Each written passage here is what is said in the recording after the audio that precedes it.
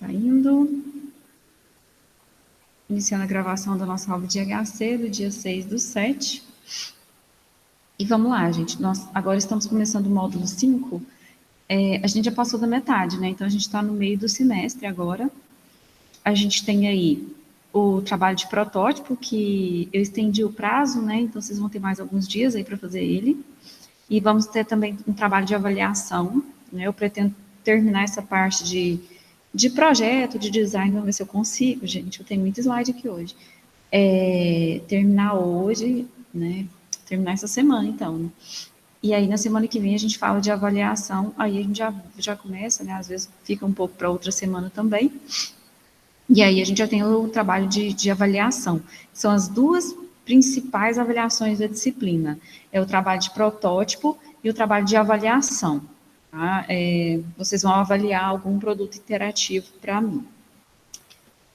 Porque IHC não é só a gente projetar, é a gente também avaliar e muito provavelmente vocês, como gestores de tecnologia da informação, vocês vão enfrentar esse tipo de problema, né, de ter que avaliar um software.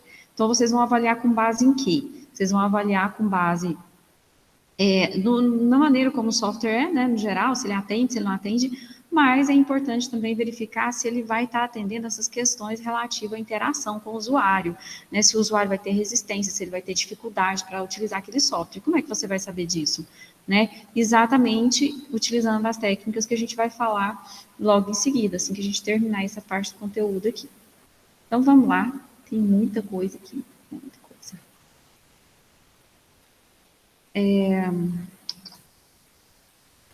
Estão vendo aí minha tela? Sim, sim.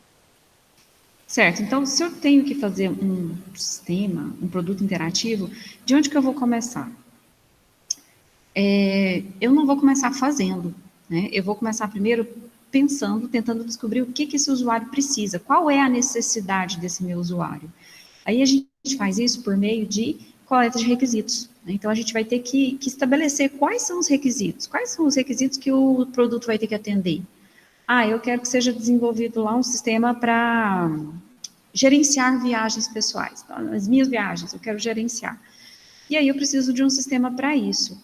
Tá, mas que tipo de viagem? Viagem a trabalho, viagem a passeio, viagem sozinho, viagem em família? Então vai ter uma série de questões que vão estar envolvidas nisso. Né? Como é que eu faço para saber quais são os pontos certos que têm que ser atendidos? Conversando com os futuros usuários do sistema. Né? Então a gente precisa estabelecer e identificar esses requisitos. A essa altura, imagino que você já tenha ouvido falar lá dos requisitos, né, lá da engenharia de software. Então, assim, professora, é o mesmo que aqueles requisitos lá da engenharia de software? Gente, a gente está falando do mesmo tipo de requisito, tá? Porque quando você faz ali a análise de requisito lá na engenharia de software, o usuário vai falar, olha, o sistema tem que fazer isso, ele tem que cadastrar as viagens, ele tem que cadastrar os hotéis, ele tem que cadastrar... Então, vai ter uma lista de coisas que o sistema deve fazer, né? E aí o usuário vai saber te falar, com base nas funcionalidades que ele precisa, ele vai saber te falar como que esse sistema tem que ser. Mas, assim, cabe interpretação, né? Tudo você tem que estar perguntando, tem que estar conversando direitinho com esse usuário para ter certeza que entendeu bem o que ele queria, né? Porque, geralmente, o que sai é muito diferente do que a gente pensa no começo, né? Então, a gente tem algumas questões aí que a gente tem que responder em relação aos requisitos. O que, como, por quê, o que são requisitos, a coleta de dados, como que eu vou coletar esses dados? Como que eu vou conversar com esses usuários? Vai ser entrevista? Vai ser formulário, né? Então, tem vários formatos para isso. Interpretação de dados e análise, porque isso é a etapa de interpretar os dados. Descrição das tarefas e análise das tarefas. Então, vamos falar um pouquinho desses daqui. O que, como e por quê? Então, você tem que fazer perguntas que vão te ajudar a entender, né, a identificar essas necessidades desses usuários. Porque aí, a partir do momento que você identifica essas necessidades corretamente, aí sim você vai ter uma lista dos requisitos. O sistema tem que fazer isso, tem que fazer aquilo outro, tem que produzir isso, tem que fazer... Então, você precisa entender o que é o contexto.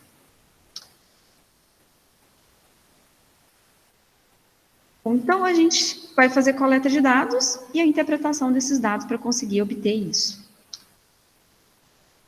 Por que se incomodar? A importância de fazer as coisas certas. Lógico que é para evitar retrabalho, principalmente, e gasto desnecessário. Na medida que você coloca, que você envolve os usuários e que esses usuários estão te dizendo claramente o que eles precisam, então é muito difícil do produto sair diferente do que tinha sido pensado, né? Tem um caso lá de uma oficina, né, que eu estava lendo aqui no exemplo do livro, que era o seguinte: a autora do livro, ela participou dessa oficina e o objetivo era fazer 10 cadernos, e isso ia ser feito com uma linha de montagem, né? E cada grupo ia montar esses 10 cadernos. Aí ela montou o grupo dela lá, né, com um conjunto de pessoas, e falou, vamos fazer os cadernos. Aí pegou lá o material todo que ia utilizar e fez os cadernos e entregou para o responsável. O responsável olhou para o caderno e falou assim, não era isso que eu queria. Tá diferente do tamanho. Aí eles falaram, tudo bem. Então foram lá, de novo, pegaram o material, fizeram mais 10 cadernos, aí entregaram. Aí quando eles entregaram, a pessoa responsável olhou e falou de novo, olha, não era isso que eu queria. A capa tinha que ser completamente colada, né? Aí eles olharam e falaram assim, tem alguma coisa errada. A gente não vai conseguir agradar ele nunca, né? Então, qual que é a falha? O que estava acontecendo? Tem que trazer o usuário para dentro do projeto. Né? Não adianta você confeccionar um produto e chegar com um produto pronto para o usuário e esperar que atenda. Né? Não adianta só produzir algo, você tem que produzir algo que vá atender as necessidades do usuário. E aí eles conversaram, aí fizeram, sim, uma análise lá dos requisitos, né, como que tinha que ser o caderno, qual que tinha que ser o tamanho, que jeito tinha que ser colado, né, todas as especificações aí, sim, conseguiram atender a demanda. Mas sem envolver o usuário é bem complicado. Então, por que estabelecer esses requisitos? A gente precisa entender, né, com clareza o que precisa ser feito. Eu não vou falar isso aqui com muitos detalhes, não. Eu vou pulando alguns, gente, porque tem muito slide aqui. Então, assim, estou dando uma explicação mais objetiva. Aqui ficou, inclusive, repetido. Certo. Agora, uma coisa importante aqui é requisito do usuário e requisito de usabilidade. Tá? A gente tem que separar. Então, a gente vai ter aqueles requisitos que são do usuário, que a gente vai ter que colocar objetivamente, sem ambiguidade, tá? A especificação de requisitos, a gente faz ela sem ambiguidade. Então, o sistema precisa ser capaz de processar 100 requisições por segundo. Né? Então, essas 100 requisições é uma maneira bem objetiva de especificar um requisito, de maneira que ninguém vai ter dúvida. Né? Não adianta você falar assim, a escala do sistema é de médio porte. O que significa médio porte? Qual a quantidade de informação que ele vai ter que processar no segundo? Eu não sei, é médio porte, né? Então, quer dizer, isso é ambíguo, isso não me traz informação suficiente. Então, a gente precisa fazer uma especificação clara, objetiva dos requisitos, em que a gente vai estar dizendo, olha, o sistema tem que fazer isso, isso, isso, isso. Ou então o produto, né? Pode ser um produto interativo. Ele tem que fazer isso, isso, isso. Então vai ter uma lista certinha de cada coisa que ele vai fazer. Né? A gente costuma separar os requisitos, a gente vai colocando em tópicos uma lista numerada. Então, requisito número 1, o sistema tem que permitir cadastrar... Alguém chegou.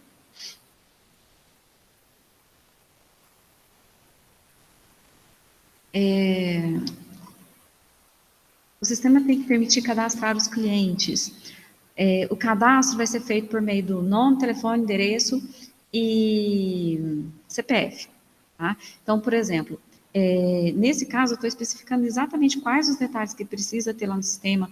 Tem que ser possível para o cliente listar todos os produtos que ele já comprou nos últimos 6 meses. Então, isso é um requisito objetivo, não está ambíguo, está certinho. Esse requisito que eu estou falando aqui no momento, ele é um requisito do usuário, né? É o que o usuário precisa para realizar a tarefa dele. Aí, se a gente estivesse pensando lá naquele outro exemplo de sistema que eu falei, um sistema de viagens, né? Um sistema pessoal para viagens, para gerenciar viagens, aí quais seriam os requisitos, né? Vamos pensar, eu quero viajar. Eu preciso de um sistema que me apoie nessa atividade de querer viajar. Então, o que eu vou querer nesse sistema? Eu quero que esse sistema, ele me ajude a escolher datas, que ele armazene datas, que ele olhe para mim quais são as passagens, eu vou definir se eu quero ir de ônibus, se eu quero ir de trem, se eu quero ir de avião. Aí, a partir do momento que eu decido o meio de transporte, ele vai listar para mim quais os horários que tem, né? Então, eu quero ir de ônibus. Quais são os horários de ônibus? Saindo de onde, né? Eu vou ter que especificar para ele onde. Então, isso tudo aí é requisito do usuário. né? O sistema vai listar para mim todos os meios de transporte possíveis. O sistema vai listar para mim quais são as opções que eu tenho dentro daquele meio de transporte que eu escolhi. Isso é requisito do usuário. Aí a gente vai ter também requisitos de usabilidade. Assim, não falei aqui, né? Não precisa falar, mas a gente tem também os requisitos de segurança, né? Que aí já é outra disciplina, então eu vou falar não. Mas tem também os requisitos de usabilidade, que são importantes, em que a gente vai especificar quais são as metas de usabilidade que aquele produto tem que ter. No caso, esse da viagem, por exemplo, eu quero que ele me ajude, né? Eu não preciso que ele seja divertido, por exemplo. Diversão não é algo que eu espero encontrar nesse tipo de aplicativo. Já se fosse um jogo, né? Ou então se fosse algo que envolve aprendizado, né? Um software para aprendizado, aí já seria desejável que fosse divertido, né? Então, aqui a gente está falando de requisitos de usabilidade, mas não só de usabilidade e decorrente da experiência do usuário, porque o que é usabilidade? Eficiência, eficácia, segurança, facilidade de memorizar, facilidade de lembrar, essas são as metas de usabilidade, tá? Mas aí a gente tem também as metas decorrentes da experiência do usuário, que é ser divertido, ser... faltou uma meta de usabilidade, que é a utilidade, tá? A utilidade também é meta de usabilidade. Ser satisfatório, ser motivador, ser esteticamente agradável. Então, tudo isso é meta decorrente da experiência do usuário. Então, a gente tem que definir também quais são esses requisitos. Aqui, né, então, a gente tem um modelo de prototipação. Primeiro, a gente vai fazer todos os requisitos, né, todos os requisitos do software. Aí, os requisitos funcionais são essas funcionalidades que o sistema vai precisar ter. Aí, com base nesses requisitos funcionais, a gente vai projetar a interface, né? Por mais que a gente está falando, olha como as coisas se misturaram agora. A gente está falando da IHC. Aí, de repente, começa a falar para vocês de requisitos, né? Que é coisa que vocês falaram lá em engenharia de software, né? Mas, né, o que tem a ver? Tem a ver que você vai projetar a interface do usuário. A interface, ela não é desconectada do sistema. Por mais que hoje em dia a gente separa as coisas, tem os desenvolvedores front-end, tem os desenvolvedores back-end, né? O front-end é aquele desenvolvedor que atua ali desenvolvendo a interface, as telas, né? Como que vai ser a interação com o usuário. E tem o desenvolvedor back-end que desenvolve a lógica do negócio ali por trás. Por mais que hoje em dia a gente tenha separado esses papéis, né? Ainda tem que ser feita uma coleta de requisitos, uma análise de requisitos, e, né, essas interfaces, elas vão ter que atender um modelo de negócio. Então, quando você faz ali o levantamento de requisitos, ele já serve para as duas coisas, ele vai servir tanto para o programador back-end quanto o front-end.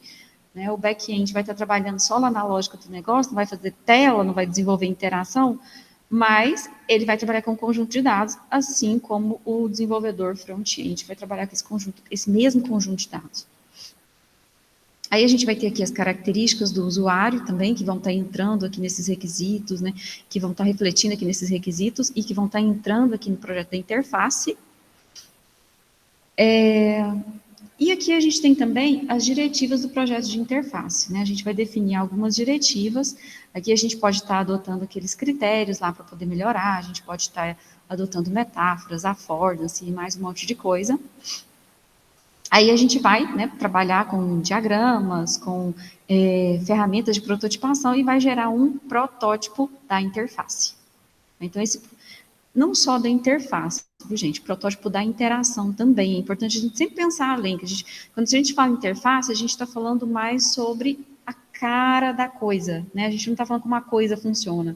A gente está falando só mais sobre a cara do sistema mesmo, né? Como que ele se parece para o mundo exterior, como que ele vai estar se comportando nem tanto, né? Mas como que ele perante ao mundo exterior. E quando a gente fala interação, aí a gente já está falando das ações e das respostas que são dadas pelo sistema, né? Cada ação que eu vou fazer, o sistema me responde de um jeito. Então é importante a gente avaliar além disso, porque quando fala interface, o pessoal pensa só em tela mesmo. Como que é essa tela? Certo, ela é assim. Mas e se eu clicar aqui, o que vai acontecer?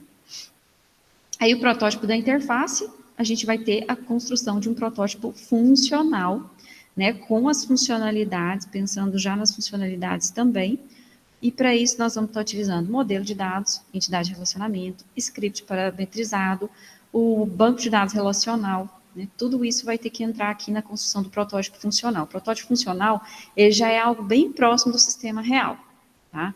Então, aqui no caso, a gente não vai fazer construção de protótipo funcional. O nosso protótipo aqui, ele é mais da interface, da interação, né, como eu disse para vocês, mas não teremos uma construção de um protótipo funcional, porque a gente não vai ficar analisando esse nível de funcionalidade.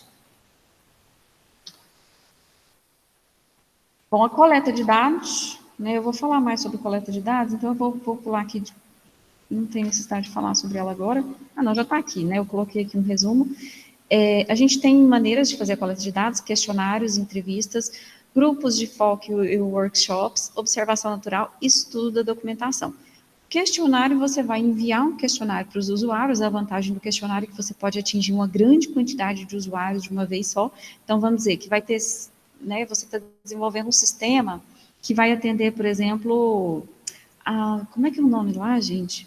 O governo fez um sistema para o Covid, Praticov, acho que é esse o nome.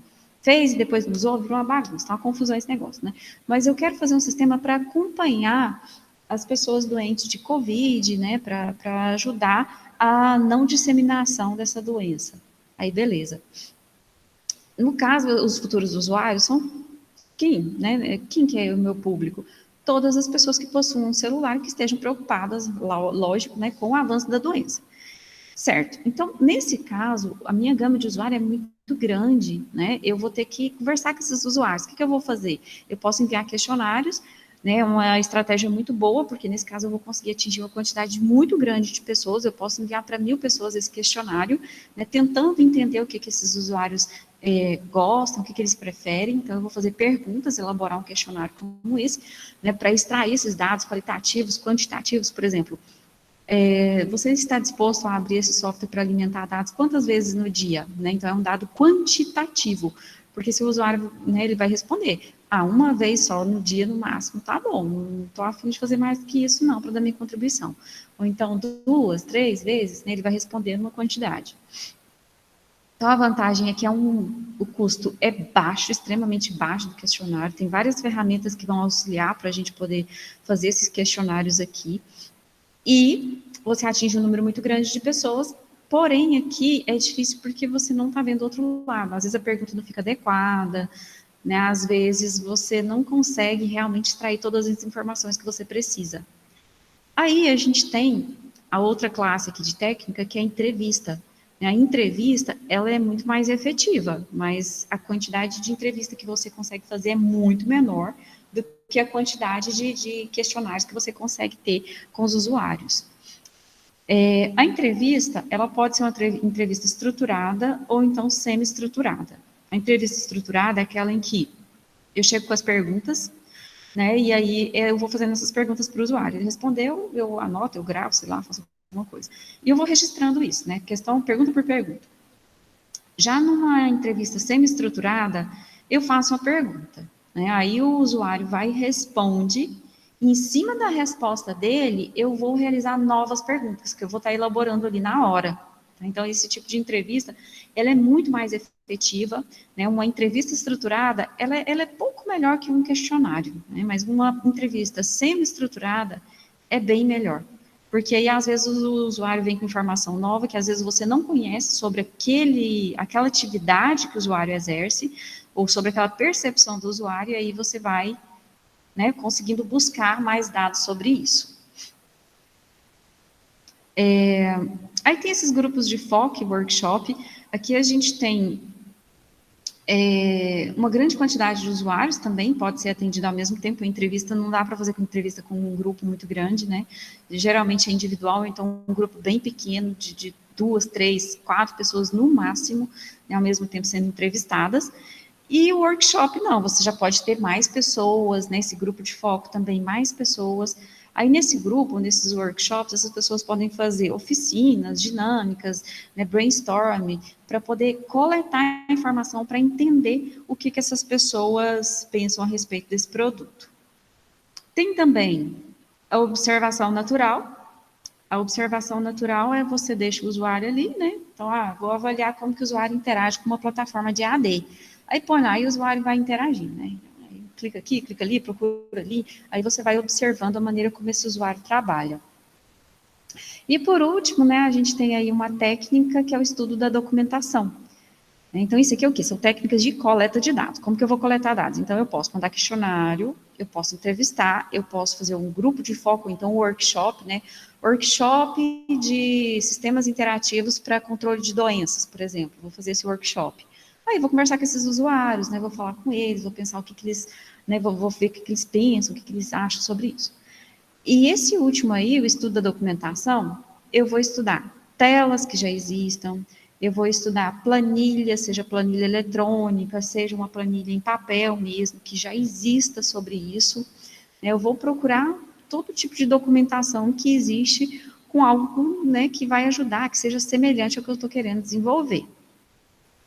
Bom, a vantagem aqui é que a gente não vai estar fazendo o usuário perder tempo, porque o estudo da documentação é ali, né? Não envolve o usuário diretamente.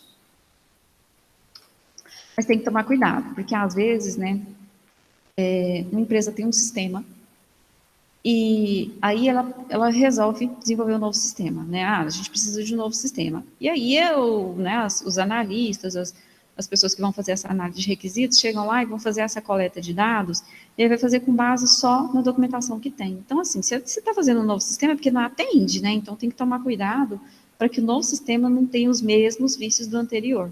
Essa análise de documentação tem que ser cuidadosa e possivelmente ela tem que ser complementada com essa contrastação aí com os futuros usuários, né, de perguntar, de fazer uma entrevista para eles, falar assim, olha, é isso aqui mesmo, né, será que é desse jeito? Aí essa parte aqui eu vou pular também, questões centrais aí na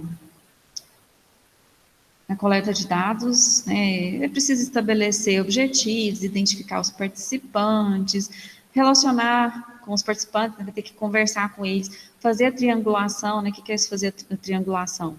Você vai obter uma informação de uma fonte, mas aí depois você vai obter a mesma informação de outra fonte, né, você tem que contrastar as informações para garantir que está correto, porque se você se baseia só no que uma pessoa está falando, isso você está dependendo da percepção dela, né? Então tem que tomar cuidado também. E estudos piloto. Vou pular, porque as maneiras de registrar, né? Você pode gravar, né? Um gravador de voz, por exemplo, você pode anotar, tomar cuidado na hora de anotar. Tirar fotos também, né? Usar áudios, fotografias e vídeos. Aí aqui tudo que eu falei, ó. O público infantil aí é um pouquinho mais complexo, né? Porque você tem que preparar mais coisas. Então, por exemplo, essas carinhas aqui para ajudar esse usuário do público infantil a dizer o quanto ele gostou de uma coisa, né? O quanto tá bom.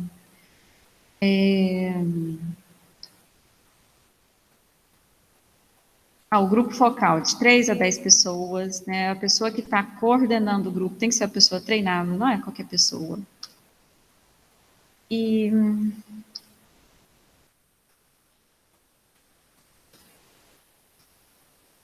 estou considerando que essa parte aqui, vocês já devem ter visto em alguma parte do curso, né, em alguma disciplina do curso, aí não tem muita necessidade de ficar falando sobre entrevistas, né? Eu imagino que nas disciplinas de administração vocês já devem ter falado muito sobre isso, não?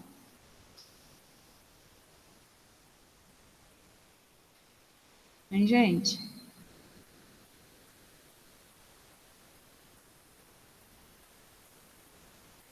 Já, né?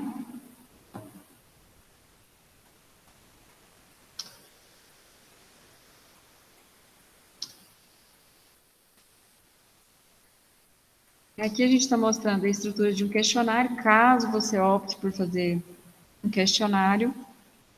É bom trabalhar com versões diferentes, né? É bom trabalhar bem nas perguntas, não fazer um questionário muito longo, porque o questionário longo demais, ele estressa, ele cansa os participantes da pesquisa, né? Os participantes Aqui tem uma sugestão, né, de como que a gente pode facilitar para o usuário, para ele poder marcar, na verdade, aqui, né, vai ter a pergunta e aí ele vai ter as opções, concordo totalmente, concordo, neutro, discordo totalmente.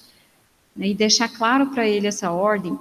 Eu me lembro que quando a gente começou a EAD, pessoal fez um questionário desses e ele ficou meio que invertido, dava a sensação que ele tinha invertido. Aí parece que muitos alunos, eles responderam uma coisa pensando que era outra, né? Então o questionário ele dava a entender que ia progressivamente, né?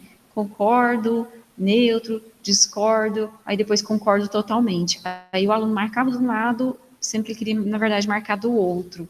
Então, assim, a primeira avaliação do módulo piloto lá, ela foi muito boa por causa disso, né? Foi um erro do questionário. Então, tem que observar aqui, né, como que tá as opções. Mas o que é usual hoje, né, nem esse de marcar, não. Muitas vezes o pessoal utiliza um número, né, aí eles especificam. O 1 é concordo, discordo totalmente, e o 10 concordo totalmente. Ou talvez esse questionário tenha sido elaborado desse jeito, né, só que eles inverteram. Sei que ficou invertido, e nossa, isso aí depois o pessoal comentou bastante. Então tem que tomar cuidado com isso, aqui as escalas, caixa de seleção e escala. Então aqui, olha, assim fica muito bom, porque fica bem claro para a pessoa que está respondendo, né? Concordo totalmente, aí a pessoa vai marcar aqui um número do lado do concordo totalmente, e o discordo totalmente. Esse aqui, eu não gosto desse jeito não, né? Ele é invertido, mas mais ou menos assim que eles fizeram. Aqui também, né, esse diferencial semântico é muito bom, em que a gente coloca uma palavra, aí do outro lado vai o antônimo da palavra. Então, aqui, atrativo, feio. Aí a pessoa vai marcar onde que ela está, ela acha que se situa ali, né, o que está sendo perguntado. Então, se a pessoa acha muito atrativo, vai marcar aqui. Mais ou menos aqui, até chegar lá no feio. Claro, confuso, a mesma coisa. A pessoa vai marcar onde que ela acha, né? A pessoa pode marcar no meio também, que significa que ela está neutra, então é importante deixar o número ímpar aqui, né? Para ela poder se tornar neutra também, caso ela ache que assim é melhor. Outra opção aqui, né, do concordo totalmente, concordo, ok. Aí o número de escalas também, né, tem que ser avaliado. Escalas de mais é desnecessário e escala de menos pode dificultar o usuário a dizer o que ele realmente pensa sobre alguma coisa. Vou pular, porque isso aqui não é necessário. Agora a gente chegou em design, prototipação e construção. Para a gente elaborar um produto, a gente precisa fazer primeiro a coleta dos requisitos. No caso, eu pedi para vocês, falei para vocês, olha, gente, vocês vão fazer um produto interativo. Pode ser um site, pode ser um aplicativo para celular. Vocês vão fazer só o protótipo. Então, assim, se a gente estivesse numa situação normal, né, eu ia falar para vocês, olha, façam primeiro a coleta de requisitos. Aí, como é que vai fazer a coleta de requisitos? Do jeito que a gente acabou de explicar. Você pode fazer entrevista, você pode fazer questionário, né? Tem várias opções aí para vocês, mas essas são as duas principais. Em seguida, você vai pensar na solução, você vai projetar a sua solução.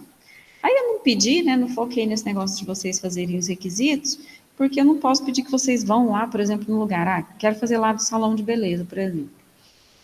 Não vou forçar vocês a irem no salão de beleza agora perguntar como que tem que ser, né, mas o correto seria ter feito, gente. Aí depois, a gente tem mais algumas etapazinhas, aí a gente faz esse protótipo. Então, a gente não sai fazendo o protótipo logo de cara, não. A gente tem que parar para pensar. Vocês pararam para pensar antes de fazer? Vocês já começaram a desenhar, assim, já foram fazendo a tela ou ainda nem começaram? Como é que tá? Eu passei o meu, fiz o traço no papel primeiro e depois eu construí o protótipo. Meu protótipo já está pronto. Oh, muito bom. Então, assim, já teve aquele momento de pensar fazendo o papel, né? Exatamente. Tem que fazer esse exercício mesmo, gente. É o que a gente chama de esboço, né? A gente sempre faz um esboço antes de realmente começar a fazer o protótipo. Certo. Então, imagina que você quer criar o organizador de viagens para si mesmo, né? Aquele gerenciador de viagens pessoal que a gente está falando lá desde o início da aula. Aí, assim, o que eu vou ter, né? O que eu quero? Eu quero planejar a rota de viagem. Vou passar por tal lugar, depois tal lugar, né? verificar a necessidade de vistos, tem país que precisa de visto, tem país que não precisa de visto. Eu quero também reservar voo, reservar bilhete de trem, ou talvez de lugares onde eu vou visitar, investigar as instalações, as comodidades, né? Eu vou ficar no Airbnb, vou ficar em hotel. Então, que mais? Certo. Então, o sistema é um sistema desktop. Esse sistema, ele tem essas características, então a gente tem o quê? Uma descrição bem vaga do usuário sobre o que tem que ser feito. Eu quero gerenciar as minhas viagens, né? Planejar a rota, verificar a necessidade. Então, a gente não tem claramente o que tem que ser feito. Isso aumenta a nossa necessidade de pensar a respeito do que tem que ser feito. A primeira coisa que a gente vai fazer é pensar em quais são as metas decorrentes da experiência do usuário e as metas de usabilidade. Eu quero que ele seja seguro. A pessoa só está pensando em viagem, né? Não é uma coisa assim, não são as minhas ações, eu não estou fazendo um sistema para gerenciar as ações que eu tenho, né, que eu compro lá na Bolsa de Valores. Não é algo que vai ter algum impacto. Então, são só viagens. Então, segurança, ela não é algo que vai estar incomodando aqui. Não é uma meta que tem que ser uma meta fundamental aqui no meu sistema, certo? Diversão também não é uma coisa que eu vou querer. Se ele ficar divertido é legalzinho, né? Mas o que eu preciso nesse caso? Eu preciso que o sistema me apoie nessa minha tarefa, que é o quê? Organizar viagens, né? Organizar as minhas viagens. Então, a gente vai primeiro, né, fazer essas metas de usabilidade decorrente da experiência do usuário. Aí depois a gente vai fazer o esboço das telas iniciais, que é exatamente isso que a Miriam falou, né? De fazer um desenho, um rascunhozinho no papel mesmo. Aí aqui fala assim, 10 minutos. Eu acho pouco, né? Eu não sei, eu não conseguiria desenhar muita coisa em 10 minutos, não. Então eu precisaria de mais tempo para pensar nisso e para fazer isso. Né? O que é aqui a sugestão? É para pensar nas funcionalidades e no look and feel. O que é esse look and feel? Deixa eu explicar isso para vocês. Isso aqui, ó, é o jeitão da coisa, né? Aqui a gente tem o mesmo programa com 4 look and feel diferentes. O look and feel é olha e sinta, né? Seria como que você percebe a coisa de maneira geral. Aqui é o mesmo, né?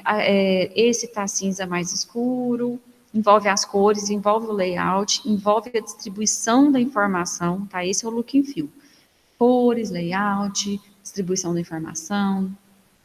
Esse está mais escuro, esse aqui está mais claro, esse aqui não dá para ver, mas ele está mais claro um tiquinho que o outro.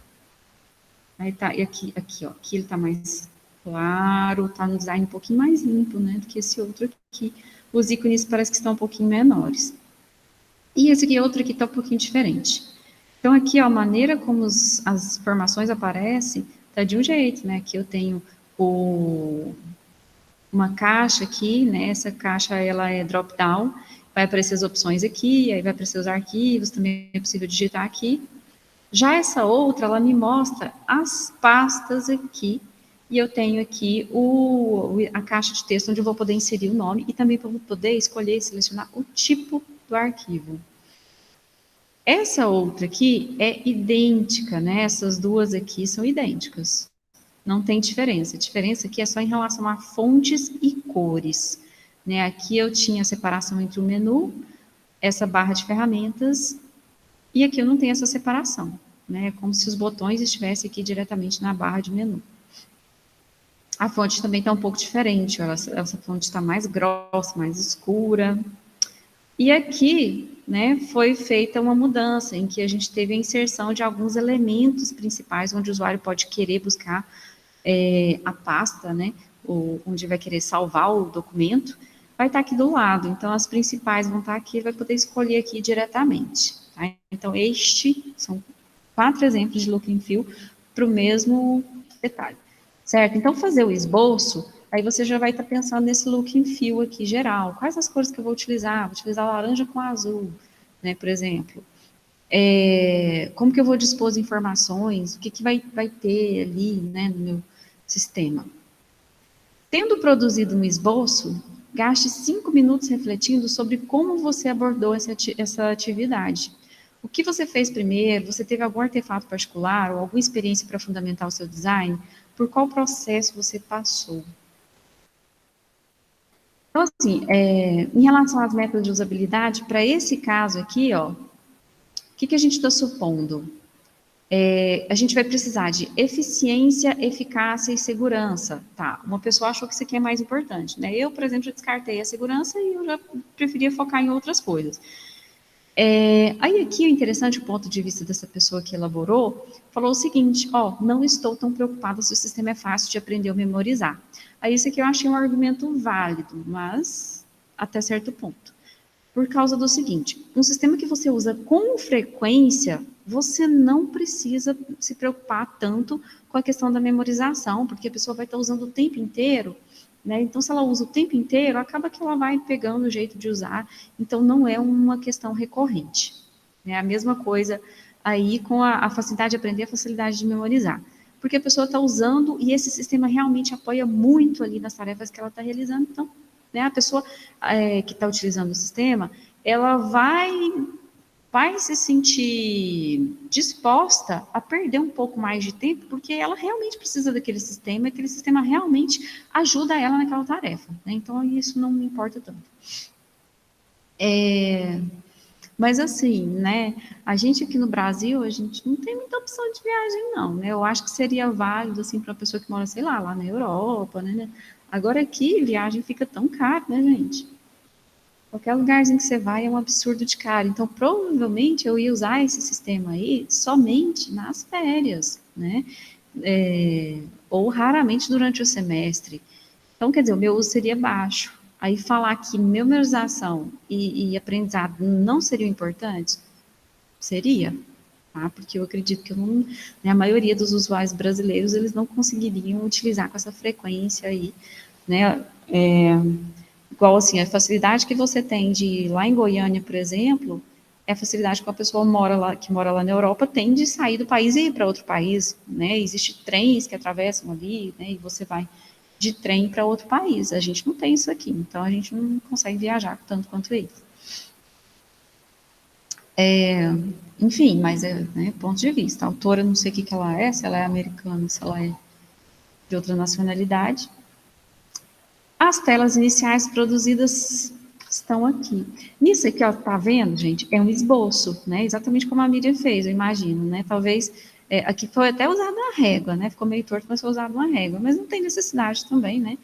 Então, assim, a primeira ideia que eu vou fazer assim, olha, primeiro eu preciso que o sistema me pergunte para onde eu quero ir, quando eu quero ir e qual meio de transporte, né? Onde, quando e como eu vou. E também se eu preciso de acomodação. Então, esse sistema ficaria assim, né? No caso aqui, a autora, a Ellen. Beleza. Então, seria isso, o sistema seria isso. Né? Aí foi o jeito que ela concebeu, aí vai vir o detalhe agora, né? Essa aqui seria a maneira como o sistema apresentaria as informações. Então, o horário de trem, né? Aí vai aparecer aqui os horários de trem, de onde que ele sai, para onde que ele vai, horário de saída, horário de chegada, né? E as possíveis acomodações que vão estar disponíveis ali naquele dia, naquele horário. Certo. Mas para sair de um ponto e chegar nesse resultado aqui, a Ellen, no caso aqui, ela teve que pensar, ela teve que... Por que ela chegou a esse resultado? Né? Aí ela fala que, olha, provavelmente eu pensei mais em algo para trabalho, porque tá vendo aqui, ó, ela não colocou nem a quantidade de pessoas que vão estar indo, né? Porque isso é importante, porque a acomodação, ela é disponível de acordo com a quantidade de pessoas, transporte, a mesma coisa, tá? Então aqui ela não colocou, porque ela fala que ela pensou mais em viagens de trabalho, não viagens de passeio, né? Então, a partir do momento que ela fez esse esboço, aí ela vai pensar por que ela pensou desse jeito, por que foi assim, né? Então, tem essa explicaçãozinha dela aí.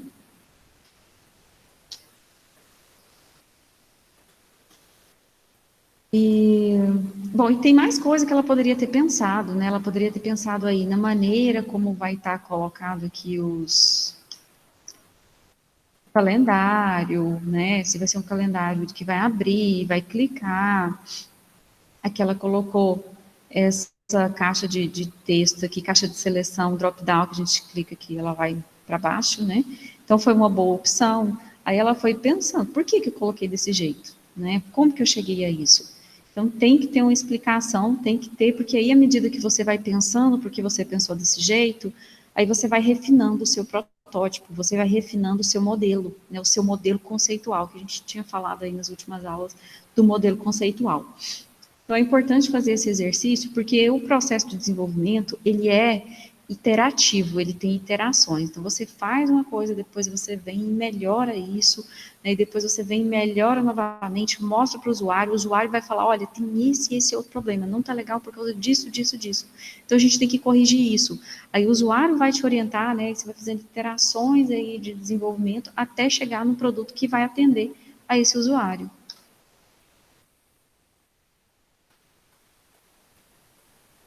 Então, é isso.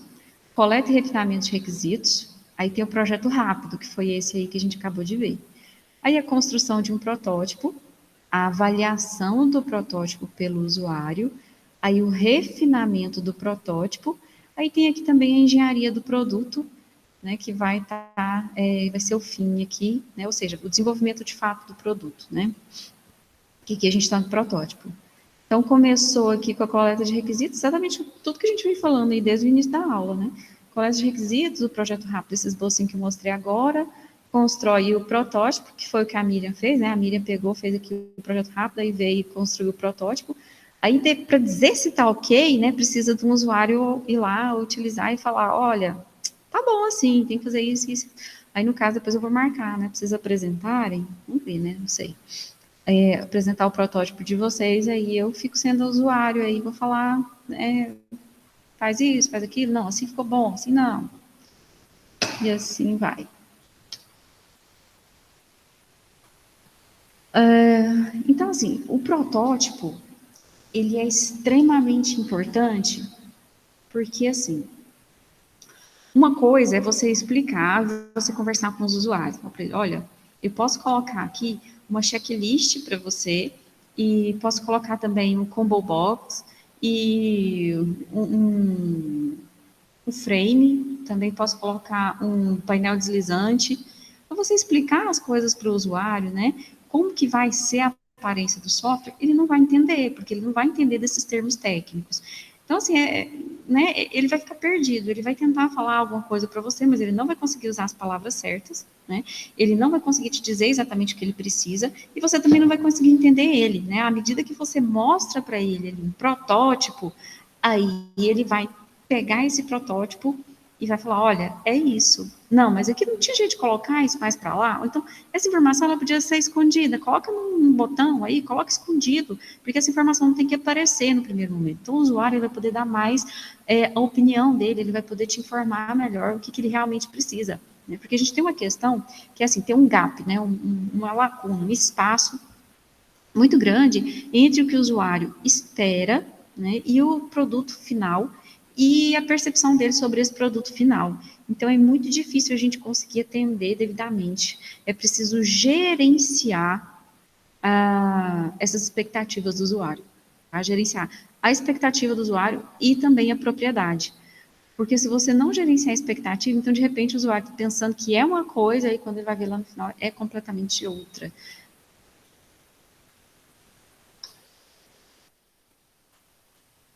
Eu não vou ficar falando. Aí, uma das maneiras de fazer um protótipo é o protótipo de baixa fidelidade. Um protótipo de baixa fidelidade é aquele que realmente foi improvisado, é um esboçozão mesmo. Você pegar a cartolina, papel e ir cortando e colando e fazendo o negócio, é um protótipo? É. Só que é o que a gente chama de protótipo de baixa fidelidade, tá?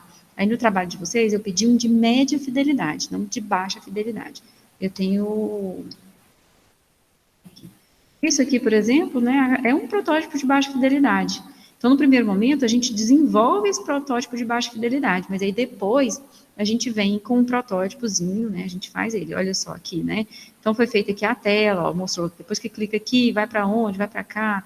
Então, esse aqui é um protótipozinho, né, de baixa fidelidade. Aqui usou algumas cores também para destacar, né, algumas coisas. Dá para ver também que tem uma sombrazinha cinza. E a gente tem também esse storyboard, que é exatamente este aqui. E aqui a gente tem um protótipo de média fidelidade, tá? Que é o que eu espero que vocês façam.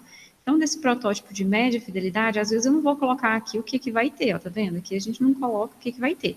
Mas dá para ver como que vai ser o layout geral, né? O look and feel aqui, dá para perceber o look and feel desse produto interativo. E a gente pode ter também um protótipo de alta fidelidade. Então, este aqui é um protótipo de alta fidelidade. Quer dizer, quando você olha, você tem a sensação que é um sistema já pronto, né? Já está as cores, já está desenvolvido aqui, possivelmente com as tecnologias que vão ser desenvolvido o produto final, né? Só não vai ter o sistema pronto aqui, basicamente, né? Você não vai ter lá a parte do back-end, é um protótipo. Então, você vai ter tudo aqui, né, todas as funcionalidades, já na cor, no layout esperado, e esse protótipo vai ser avaliado pelos usuários para eles dizerem se é isso mesmo ou se não é. E a gente tem as vantagens e as desvantagens de cada um deles, né? O de baixa fidelidade é rápido, é fácil de fazer, o custo é muito baixo, né? Você não vai gastar tempo nele, você vai ter uma resposta mais rápida do usuário também, que ele vai poder olhar, né, com mais rapidez e já te dizer antes que você comece a desenvolver qualquer coisa. Mas tem as dificuldades, né? Ó, prova de conceito, né? Essa questão aí, prova de conceito, para você ver se entendeu direito o que o usuário queria. Aí a desvantagem é que não tem jeito de você verificar os erros, né? Então, cliquei aqui, o que aconteceu? Apareceu essa tela que, não, mas não deveria ter aparecido essa tela, né? Como que eu verifico esse tipo de erro? Num protótipo de baixa fidelidade, você fica prejudicado. Especificação pobre em detalhe para codificação, né? O desenvolvedor, ele não vai ter muitas pistas sobre o que ele tem que fazer. Uso conduzido pelo facilitador. A pessoa que fez vai conduzir uma interação. Dificilmente você vai conseguir fazer com que o usuário, né, interaja para ele poder testar se é isso mesmo. Utilidade limitada após o estabelecimento dos requisitos, né, quer dizer, vai descartar ele. Utilidade limitada para teste de usabilidade, não dá para fazer teste de usabilidade com esse tipo de protótipo. E limitação de fluxo e navegação também, que você não consegue ver para onde as informações estão fluindo. Já o protótipo de alta fidelidade, ele vai ter funcionalidade completa, ele vai ser interativo, o usuário vai poder interagir com ele sozinho, né? Ele define o esquema de navegação, você entende tudo que tem que ser feito, você tem aí exploração, teste, o look and feel vai ser exato, né? O look and feel que está ali no protótipo é exatamente o que pode ser utilizado lá no produto final, ou não, né? O usuário pode pedir ajustes. Então, quer dizer, é uma especificação viva, né? É uma ferramenta de venda e de marketing, né? Você chega para a empresa e fala assim, olha, eu vou fazer este sistema aqui para você. E já está lá ele quase todo pronto, né? Mas tem que deixar claro, pessoal, porque quando você mostra o protótipo de alta fidelidade para os usuários, eles pensam que é só colocar mais uma coisinha ali e já está pronto. Tá? E às vezes não é, às vezes falta bastante coisa para desenvolver ali, para corrigir, né? Antes de entregar esse produto realmente, né? Pensa que o protótipo não é. O protótipo ele tem as funcionalidades completas de interação, né? Não as funcionalidades já tudinho funcionando completamente, não. Uma desvantagem é que é muito mais caro fazer, porque gasta muito mais tempo. Se eu consigo fazer ali, nos 20 minutinhos, ele falava 10, né? Mas em 20 minutos, 30 minutos eu consigo fazer lá no papel, no esboço, tudinho, esse outro aqui, ele vai levar um bom tempo, né? Não é fácil fazer esse protótipo de alta fidelidade assim rapidamente, não. Então, assim, para a prova de conceito, ele é ineficiente, porque de repente você pensou na coisa de uma maneira que ela era aquele exercício que a gente está falando. Você chega num resultado, aí você tem que refletir por que você chegou naquele resultado. Ah, porque eu pensei essa atividade assim, assim, né? Eu acredito que lá no nosso caso, viagem de negócio é mais útil, ou então eu não pensei, eu simplesmente fui por aqui, aí quando eu vi já estava aqui nesse lugar, né? Que é algo que eu faço mais rotineiramente, então eu pensei em viagem de negócio. Então, e aí quando você mostra para o usuário, ele fala assim, nossa, mas não era nada disso que eu queria. Então, que é a prova de conceito. Então, quer dizer, o conceito foi entendido errado, né? Não deveria ter sido feito daquele jeito. E não serve para coleta de requisitos. Se eu posso usar Porque quando você chega com um negócio desse pronto, né, entende-se que você já tem os requisitos, você já sabe os requisitos. Aí a gente tem, né, algumas técnicas de prototipação, né, alguns storyboard, que é realmente fazer ali no papel, esboço, mockups, wizard, index card. Então tem algumas técnicas aí que podem ser utilizadas.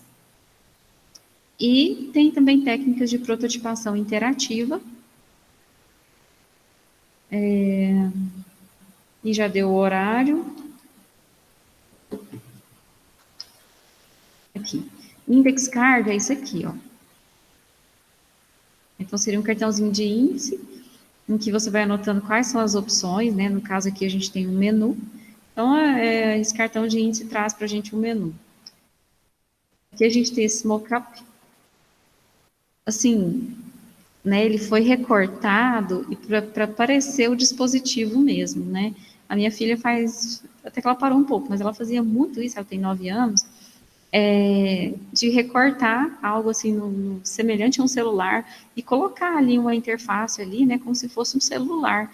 Então a ideia é mais ou menos essa, né, a brincadeira de criança. É como se você fizesse ali o dispositivo, né, e como que vai ficar o software, né, em algo de papel. Esse wizard aqui, né, vão ser aplicativos que vão auxiliar no desenvolvimento rápido para esse protótipo. Aqui tem alguns exemplos. Não sei se esses links ainda funcionam.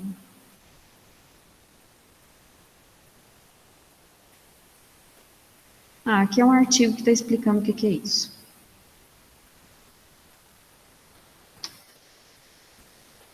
O outro link também é isso. Prototipação em papel, aqui nesse caso, a gente tem, não um dispositivo interativo, né, mas a gente tem, no caso, o uso de transparência, né, Gente, vocês nem devem saber o que é isso. Retroprojetor, vocês já viram isso?